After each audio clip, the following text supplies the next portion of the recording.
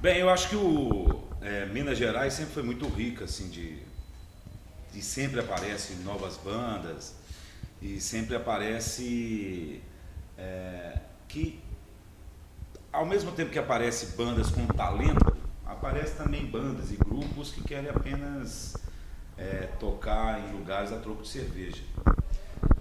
Tudo bem que isso combina muito com bandas de rock and roll, mas eu acho que para uma banda dar certo, independentemente de ser sucesso nacional, mas que seja pelo menos um sucesso regional, que consiga tocar em casas, levar público para essas casas, é preciso no mínimo de profissionalismo, né? Mas tem muita gente boa aí correndo atrás.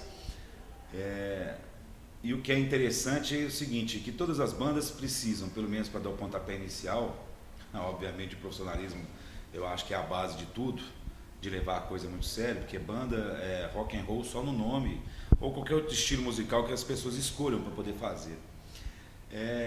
Você vê, por exemplo, aqui na 98 tem um palco 98, que é uma forma muito legal de divulgar as bandas e essas bandas poderem ter uma chance, ou de repente tocar na 98, ou de repente poder ser lembrada pelas pessoas.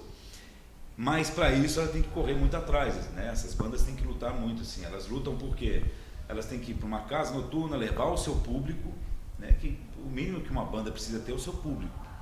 E obviamente com isso, divulgando essas coisas, ela começa com o passar do tempo também a agregar novas pessoas para conhecer a banda.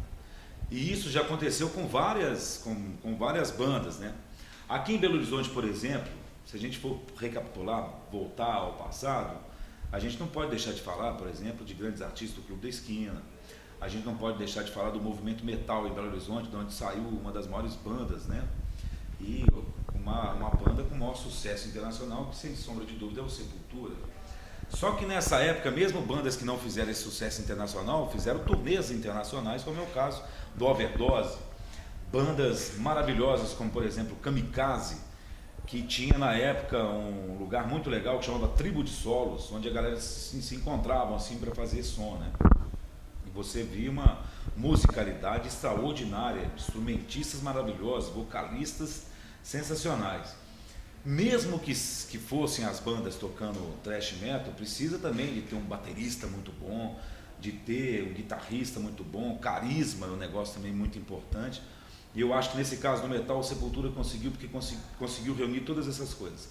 Carisma, que o Max Cavalera tinha um carisma, e tem um carisma imenso com o público, uma união muito grande da banda, que se separou, mas é uma outra história, né? A gente está falando de grandes nomes.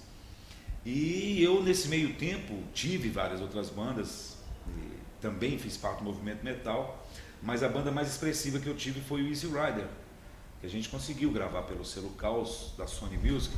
E o selo Caos foi interessante, que a primeira banda a assinar com o selo Caos foi o Skank, o segundo artista foi Gabriel Pensador, o Easy Rider foi o terceiro artista a gravar pelo selo Caos.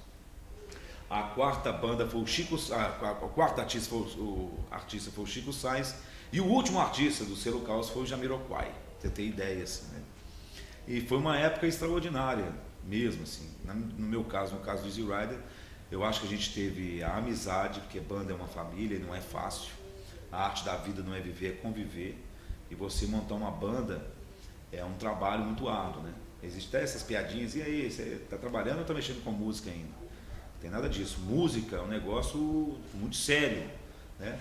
Composição, então, é transpiração e também inspiração, né? Se compor, né? De ensaiar, então assim, é um trabalho árduo mesmo, assim, né? Quando você tem um show pronto, ou como você tem um CD pronto, eu fico até triste de repente. Tá certo que tem crítico para tudo, né? Tudo tem crítico. Mas a pessoa ela luta o tempo inteiro para fazer um CD, para batalhar um patrocínio, ou às vezes sem patrocínio, faz dívidas, vai lá, produz um CD, para em pouco, que demora vários meses para ser produzido, para ser gravado, para um crítico chegar e destruir o CD. Existem críticos e existem, na boa, com todo respeito, existem os críticos e existem os frustrados que não deram certo com a música. Porque os críticos são aqueles que analisam o trabalho de uma forma coerente, de uma forma de respeito com com quem trabalhou muito para ter esse CD. E existe aqueles que têm o prazer só de chegar mesmo e destruir, falar que é ruim e pronto, acabou. Mas o cenário mineiro sempre teve grandes artistas. Então, depois que a gente fala do Clube da Esquina, fala do movimento metal, que foi o movimento mais importante na história do metal mesmo, né? Você vê que tem grandes reportagens sobre o movimento metal fora do país. E, aliás, quem quiser conhecer o movimento metal em Belo Horizonte é só procurar no YouTube, tem Ruídos de Minas. É muito legal. É um documentário de 1h30, aparece todas as bandas da época. É realmente assim. E bandas que fizeram um certo sucesso em Minas Gerais, como é o caso do Serpente, né? Muita gente conhece mais a galera do Serpente pelo X-Zone Rolling Stones, uma pessoa que eu gosto demais, Calqueta.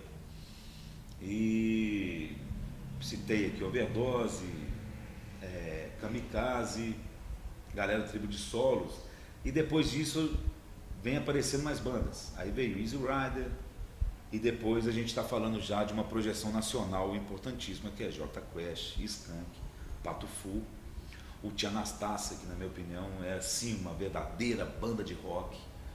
E o show dos caras é uma coisa para quem gosta de rock. Tia Anastácia ao vivo é um trem impressionante, pelo carisma, pela pegada que a banda tem, excelentes músicos. E atualmente continuam pipocando várias bandas por aí, né?